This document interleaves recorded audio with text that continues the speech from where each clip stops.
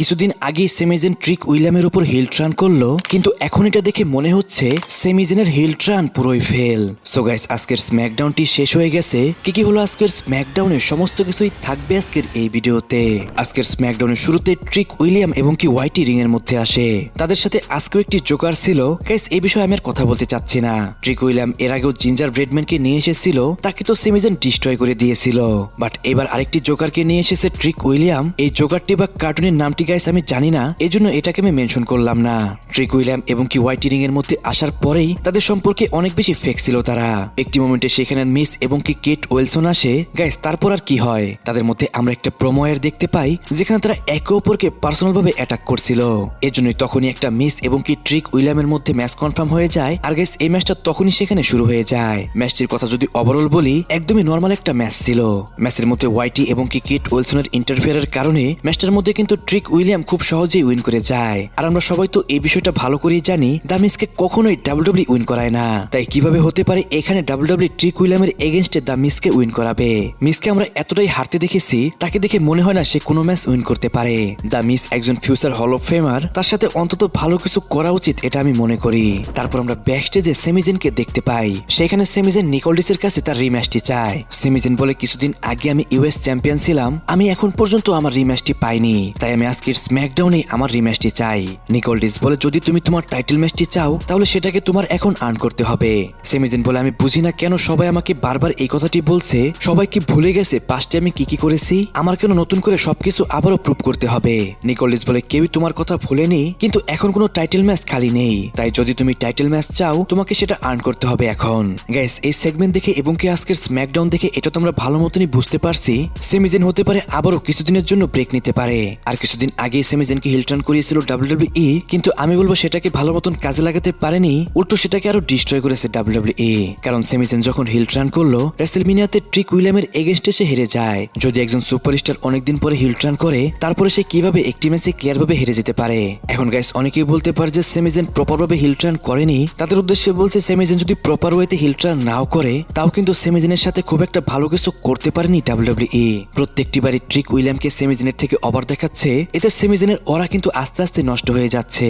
Guys, আপনি সেমিজেন সম্পর্কে কি মনে করেন সেটা কিন্তু অবশ্যই কমেন্টে জানাবেন। তারপর Julia Qiana James versus pace এবং ব্রি বেলার মধ্যে একটি ট্যাগ টিম ম্যাচ শুরু হয়ে যায়। ম্যাচটি মোটামুটি ভালোই ছিল, যেখানে কিনা ব্রি বেলা এবং পেস এই ম্যাচটার মধ্যে উইন করে যায়। গাইস, রেসেলমিনিয়াতে যখন থেকে পেস রিটার্ন করেছে, তখন থেকে কিন্তু পেজের আমরা ভালো মতন রেসলিং দেখতে পাচ্ছি না। সে প্রত্যেকটি সপ্তাহে রেসলিং তো করছে, কিন্তু সে ম্যাচগুলোর মধ্যে পেজের যে রেসলিং, সেটা কিন্তু পেজ ভালো মতন ফোটাতে পারছে না। এখন এটাও 100% রাইট, কারণ পেজ কিন্তু অনেকদিন পর রিটার্ন করেছে ডাব্লিউডাব্লিউতে। এই জন্য হতে পারে তাকে কিছু সময় দিলে সে আস্তে আস্তে তার রেসলিংকে আরো বেশি ইমপ্রুভ করবে। তারপর আমেরিকান নাইটমেয়ার কোডি রোজ রিং এ আসে। আজকে কোডি রোজ যখন রিং আসে, তার হাতে আমরা একটি কন্ট্রাক্ট দেখতে পাই। কোডি রোজ ফার্স্টে এন্ট্রেন্স করে, তারপর সে দুইটা চেয়ার আনে রিং এর মধ্যে এবং একটা টেবিল আনে রিং এর মধ্যে। গাইস, যেভাবে কন্ট্রাক্ট সাইনিং সেগমেন্টের মধ্যে চেয়ার টেবিল থাকে, কোডি রোজ ঠিক সেইভাবে নিজের থেকে সেই সমস্ত টেবিল চেয়ার সেখানে সাজায়, যে জিনিসটা সত্যি আমার কাছে অনেক ভালো লেগেছে। কোডি রোজ রিং এ এসেই বলে, আমি এখানে এসেছি গুন্থারের সাথে একটি কন্ট্রাক্ট সাইনিং করতে for the WWE undisputed title in class in Italy. তখনই সেখানে গুন্থারের মিউজিক হিট হয়ে যায়, আর আমরা দেখতে পাই গুন্থারকে। কিন্তু গাইস, গুন্থার রিং এর মধ্যে যায় না, সে র্যাম্পের ওখানে দাঁড়িয়ে কথা বলে। গুন্থার বলে, কোডি, তুমি জানো আমার এই পর্যন্ত আসার পেছনে কত হার্ড ওয়ার্ক রয়েছে, কত নেগোসিয়েশন রয়েছে, আর বর্তমানে আমি ডাব্লিউডাব্লিউর বেস্ট রেসলার। তোমার নেকের মধ্যে আমেরিকান ফ্ল্যাগের একটা ট্যাটু রয়েছে, তার মানে তুমি জাস্ট একজন আমেরিকান। প্রতি সপ্তাহে তুমি রিং এ আসো, রিং এর মধ্যে এসে তুমি আবেগের কথা বলতে থাকো, আর তুমি এখানে এসে কান্না করতে থাকো, কিন্তু আমি তোমার মতো নই। ওই টাইটেলটি আমার, তাই আমরা একটা কাজ করি প্রফেশনালদের মতো, একদমই সিম্পল ভাবে। কোডি রোজ বলে, একদমই সিম্পল? তুমি আমাকে এইসব কথা বলছো? তুমি তো পল হেমেনের ফেভার নিয়ে এই টাইটেল ম্যাচটি পেয়েছো, তুমি নিজের যোগ্যতায় এই ম্যাচটি পাওনি। আমি হতে পারি আমেরিকান ফ্ল্যাগটি আমার নেকের মধ্যে ট্যাটু করেছি, এটা তোমার কোনো বিষয় নয়, কিন্তু এখন তোমাকে রিং এর মধ্যে আসতে হবে এবং এখানে এসে তোমাকে কন্ট্রাক্ট সাইন করতে হবে, তারপরে তুমি ম্যাচ পাবে ক্লাস ইন ইটালিতে।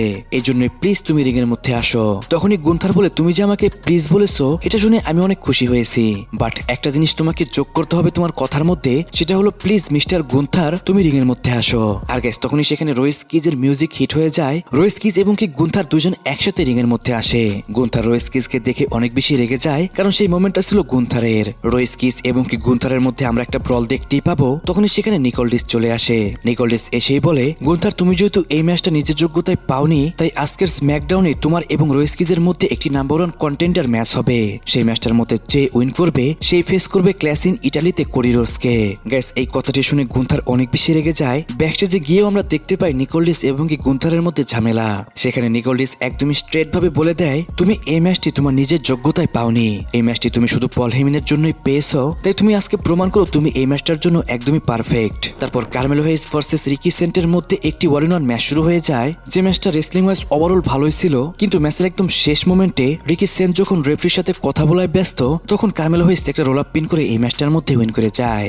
রিমার ছিল কার্মেলো হেইজের সাথে ট্রিক উইলিয়ামের একটি ইউএস টাইটেল ম্যাচ হতে পারে, কিন্তু গাইস এখন আমরা এই বিষয়টার কনফার্মেশন পাচ্ছি না। তারপর ড্যানিয়াম প্রিস্ট ভার্সেস টামাটোঙ্গার মধ্যে একটি 1-on-1 ম্যাচ শুরু হয়ে যায়। ম্যাচটি রেসলিং ওয়াইজ মোটামুটি নরমালি একটা ম্যাচ ছিল, যে ম্যাচটার মধ্যে কিন্তু ড্যানিয়াম প্রিস্ট একদমই ক্লিয়ার ভাবে টামাটোঙ্গাকে হারিয়ে দেয়। ড্যানিয়াম প্রিস্ট একটি সাউথ অফ হেভেন হিট করে, আর এই ম্যাচটার মধ্যে টামাটোঙ্গাকে পিন করে হারিয়ে দেয় ড্যানিয়াম প্রিস্ট। যখন এই ম্যাচটি শেষ হয় তখন আবারও এমএফটি অ্যাটাক করে ড্যানিয়াম প্রিস্টকে। এখন অনেকের মনে প্রশ্ন আসতে পারে, যেহেতু ড্যানিয়াম প্রিস্ট এবং কি আরটুথ দুইজনই ট্যাগ টিম চ্যাম্পিয়ন, কেন তাহলে ড্যানিয়াম প্রিস্টকে হেল্প করতে আসলো না আরটুথ? গাইস আজকের স্ম্যাকডাউনেরই ব্যাকস্টেজের একটা সেগমেন্ট আমরা জানতে পারি আরটুথ কিন্তু ইনজোর্ড। এই জন্যই আজকে যখন ড্যানিয়াম প্রিস্টকে এমএফটি ডিস্ট্রয় করছিল, সেখানে হেল্প করতে আসেনি ড্যানিয়াম প্রিস্টকে আরটুথ। তারপর Alexa Bliss Charlotte Flair versus মিস এন্ড বিফেবের মধ্যে একটি ট্যাগ টিম ম্যাচ শুরু হয়ে যায়। সত্যি কথা বলতে একদমই টাইম পাস একটি ম্যাচ ছিল। শার্লেট ফ্লেয়ার অ্যালেক্সা ব্লেসের মতো অসাধারণ রেসলারদের যখন এই সমস্ত ম্যাচের মধ্যে দেয়, এই সমস্ত বিষয় দেখে কিন্তু গাইস আমার কাছে অনেক বেশি খারাপ লাগে। Charlotte Flair one of the best একজন রেসলার ডাব্লিউডব্লিউই এর, তাকে এরকম একটা নর্মাল ম্যাচ দিয়ে ডাব্লিউডব্লিউই সত্যিই তাকে কিন্তু ওয়েস্ট করছে। শার্লেট ফ্লেয়ার অ্যালেক্সা ব্লেস ফুল টাইমের একজন সুপারস্টার, তাদেরকে যদি ডাব্লিউডব্লিউই ভালো মতন পুশ করে, আমার মনে হয় এতে ডাব্লিউডব্লিউই অনেক ভালো রেজাল্ট পাবে। গাইস তাদের ম্যাচটি তো বেশিক্ষণ চলে না, কারণ ম্যাচের মধ্যেই কিন্তু জেড কারগিল অ্যালেক্সা ব্লেসকে অ্যাটাক করে দেয়, যার কারণে ম্যাচটি সেখানে ডিসকোয়ালিফিকেশনের কারণে শেষ হয়ে যায়। তারপর আজকের মেইন ইভেন্টে রয়েস কিস ভার্সেস গুন্থারের মধ্যে একটি 1-on-1 ম্যাচ শুরু হয়ে যায়। গাইস এই ম্যাচটা ছিল নাম্বার 1 কন্টেন্ডার ম্যাচ।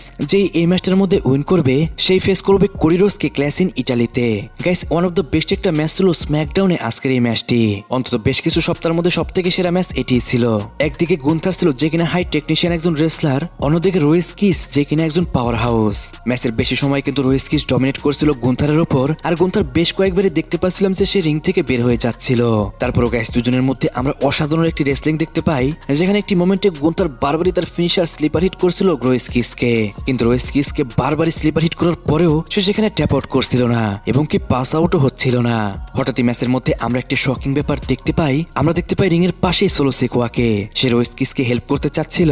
একটি মোমেন্টে গুন্থারের ধাক্কায় যখন ম্যাচ থেকে আউট হয়ে যায় রেফারি, তখনই সোলো সিকোয়া রয়েস কিসকে একটি চেয়ার দেয়। সোলো সিকোয়া তো রয়েস কিসকে হেল্প করতে চেয়েছিল, কিন্তু রয়েস কিস কোনো হেল্প নেয়নি সোলো সিকোয়ার। উল্টো সোলো সিকোয়ার সেই চেয়ারটি দিয়ে সোলো সিকোয়াকেই মারে রয়েস কিস।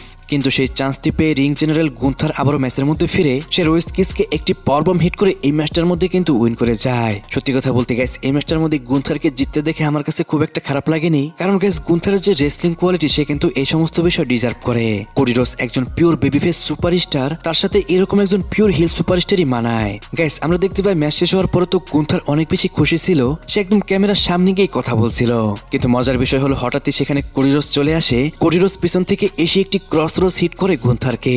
গাইস এরই মাধ্যমে কিন্তু কোডি রোডস আজকে গুন্থারকে ডিস্ট্রয় করে দিয়েছে, যে জিনিসটা আমার কাছে পার্সোনালি অনেক ভালো লেগেছে। গাইস আজকের স্ম্যাকডাউনটি ওভারঅল অতটা ভালো না হলেও আমার কাছে কিন্তু একদমই খারাপও লাগেনি, কারণ আজকের স্ম্যাকডাউনে বোরিং বিষয়গুলো একটু কমই ছিল। এখন আমি আপনাকে প্রশ্ন করতে চাচ্ছি, আজকের স্ম্যাকডাউনটি আপনার কাছে কেমন লেগেছে সেটা কিন্তু অবশ্যই কমেন্টে জানাবেন। এই পর্যন্ত যারা ভিডিও দেখছেন তারা অবশ্যই ভিডিওতে লাইক করবেন এবং কি আপনার মতামত কমেন্টে জানাবেন। সো গাইস আজকের ভিডিও এই পর্যন্তই। রেসলিং সম্পর্কে সমস্ত নিউজ এবং কি আপডেট জানার জন্য অবশ্যই চ্যানেলটিকে সাবস্ক্রাইব করবেন।